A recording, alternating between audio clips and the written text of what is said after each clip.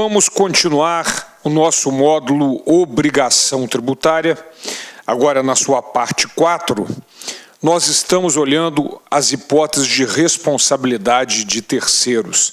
Vimos a responsabilidade solidária do artigo 134 do Código Tributário Nacional e agora vamos olhar as responsabilidades por infração, que estão nos artigos 135 até 138 do CTN. Então vamos lá. Responsabilidade por infração.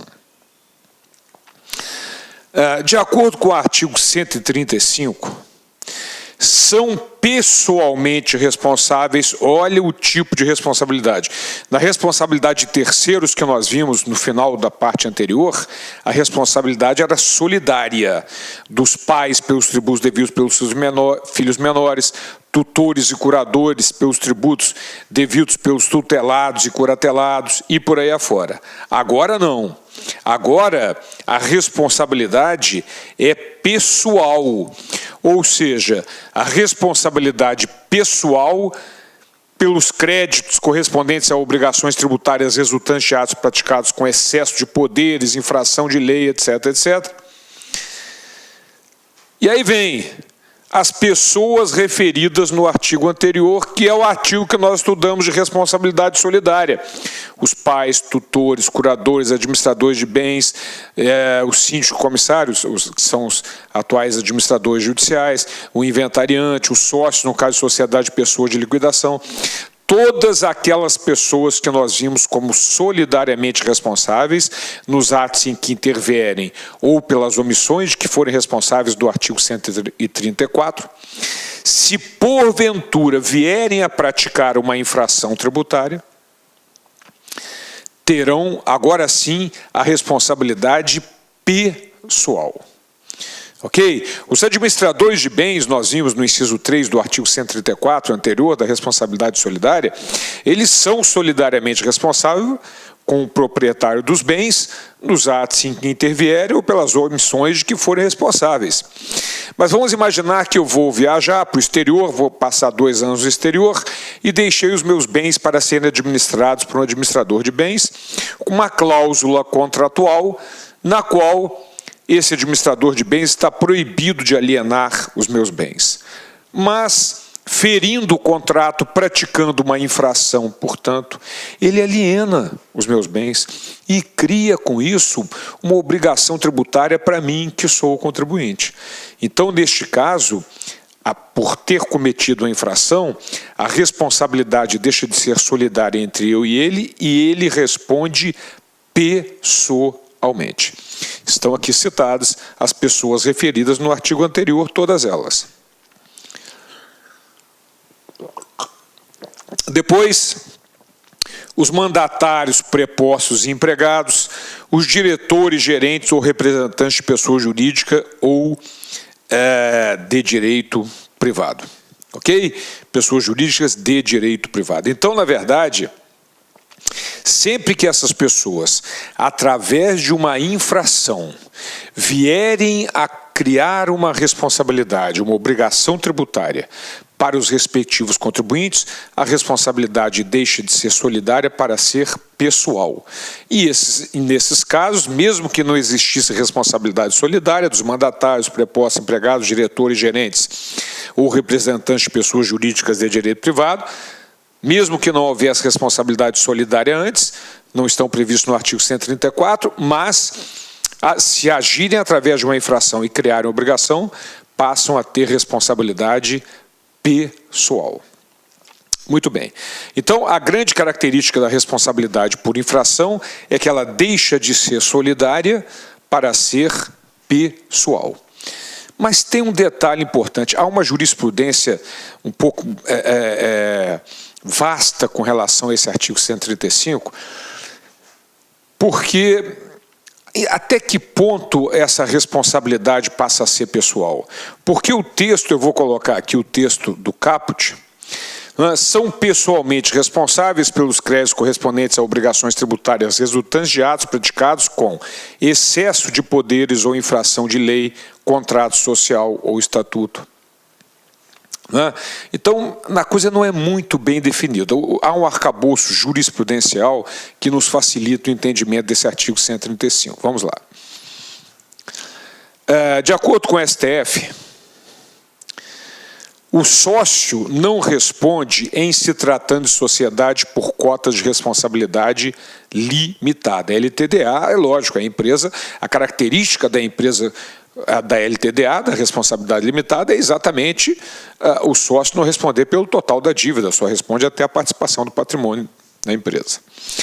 Pelas obrigações fiscais da sociedade, quando não se lhe impute conduta dolosa ou culposa, com violação da lei ou contrato. Então, o STF deixa bem claro aqui o princípio da entidade. A pessoa jurídica não se confunde com o sócio.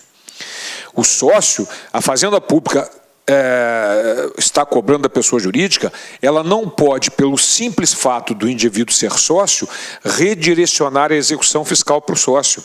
Há que se comprovar que esse sócio teve conduta dolosa ou culposa com violação de lei ou contrato. Isso é muito importante. Não pode simplesmente redirecionar a execução para o sócio e fim de papo. Ok? E, na verdade, isso é uma prática da Receita Federal, principalmente.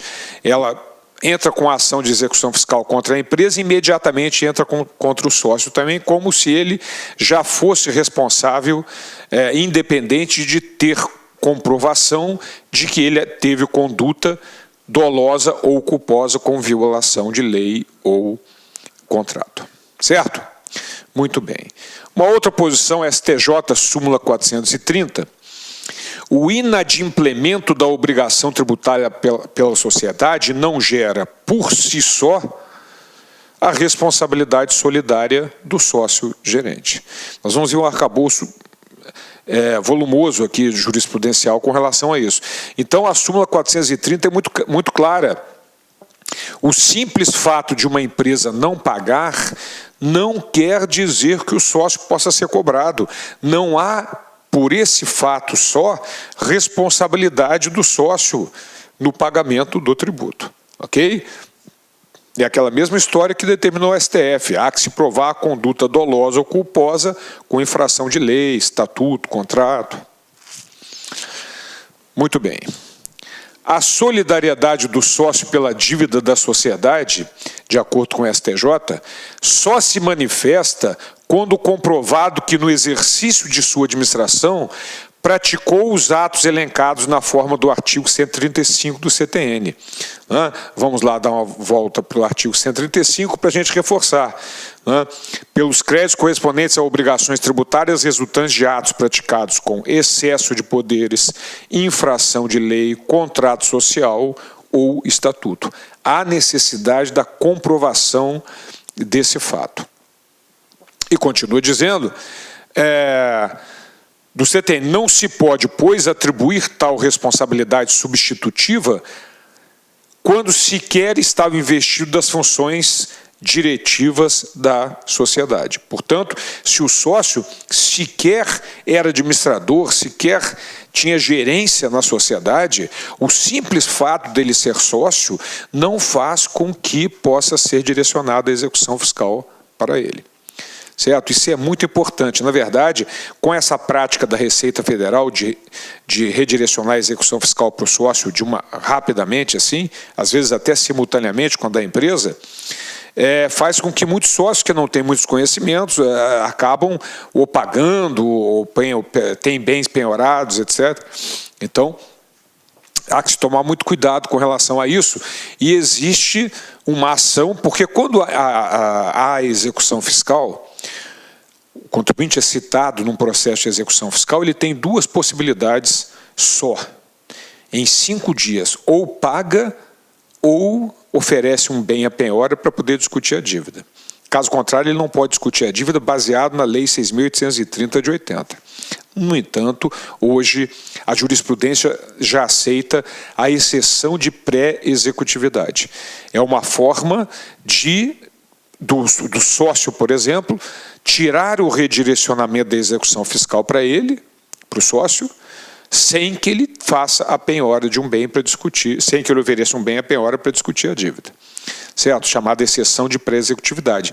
É muito utilizada, uma vez que a Receita vem com muita frequência fazendo isso, joga o barro na parede, né? Se colar, colou. Entra com ação de execução fiscal contra a empresa e também contra o sócio. Muito bem.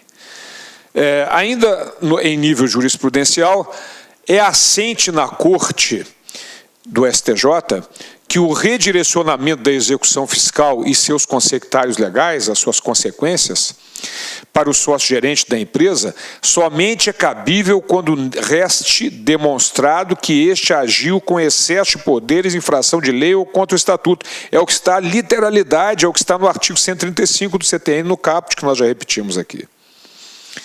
Olá, meus amigos, minhas amigas, sou o professor Luiz Antônio de Carvalho e eu estou aqui para fazer um convite muito especial, com muito carinho para você que está estudando direito tributário. Vocês viram, perceberam, claro, que o nosso professor de direito tributário é nada mais e nada menos do que o professor Cláudio Borba, que inclusive é auditor fiscal da Receita Estadual do Rio de Janeiro, professor daqui da Lá Concursos, um professor que nos enche de orgulho. Eu, pessoalmente, quando fazia o curso de administração, isso lá no início da década de 90, eu tive o prazer de estudar nos livros do professor Cláudio Borba e agora ele faz parte da nossa equipe, do nosso time.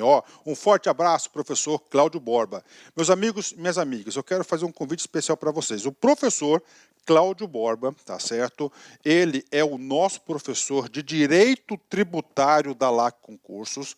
Ele tem um curso super atualizado, completaço de Direito Tributário, gravado aqui na LAC Concursos, né? Esse curso, o foco dele especificamente, ele está voltado para as carreiras fiscais. Então, o professor Cláudio Borba pertence às carreiras fiscais aqui da LAC Concursos. Todo e qualquer concurso de carreira fiscal, de Cefaz, principalmente Cefaz, Secretaria de Estado de Fazenda, do Brasil todo, tá? Teve um concurso de Cefaz, o professor Cláudio Borba vai lá e grava uma revisão. Por exemplo, nós temos a revisão FCC de Direito Tributário com o professor Cláudio Borba. Essa isolada, todo o conteúdo do professor Cláudio Borba por apenas R$ 80. É isso mesmo, R$ 80. Durante 90 dias de acesso, você vai ter direito aí a assistir quantas vezes quiser e na hora que desejar. Professor, parcela esses R$ 80, com certeza você pode parcelar esses R$ 80 ainda em 10 vezes sem juros no nosso operador financeiro, ou seja, R$ 8 por mês, mais barato que uma coxinha, né? Tá certo, meus amigos? Então, olha só, qualidade e preço, competitividade é aqui na Lá Concurso. Pode vir, pode fazer essa isolada com o professor Cláudio Borba, que eu tenho certeza absoluta que você ficará super competitivo. Tá certo, meus amigos? Esperamos vocês aqui na Lá Concursos. Um forte abraço, fique com Deus. Tchau, tchau. Clic-clac.